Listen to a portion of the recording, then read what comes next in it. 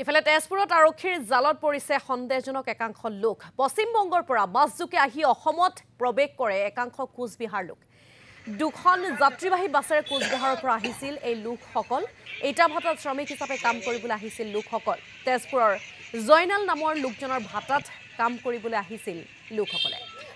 শ্ৰমিকসকলৰ তালিকা আৰু নথি আৰক্ষীয়ে দাখিল কৰিছে ইটাভাটাৰ মালিকে। সন্দেহযুক্ত লোকসকলক লৈ বৰ্তমানেও আৰক্ষীয়ে তদন্ত অব্যাহত ৰাখিছে। শীতলকুচি শীতলকুচি শীতলকুচি কোন জেলা? কুচবিহার। কোচবিহার। কোথায় যাবেন? ইটাভাটা।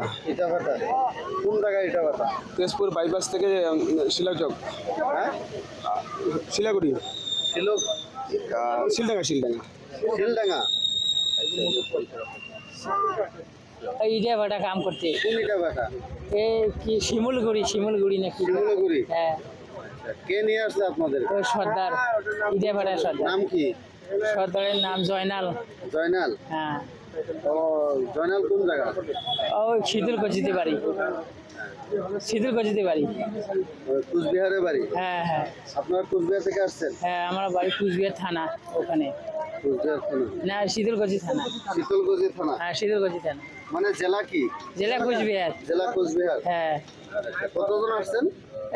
50 জন। 50 জন। হ্যাঁ, জয়নাল মিয়া নিয়ে আসছে। জয়নাল মিয়া নিয়ে আসছে।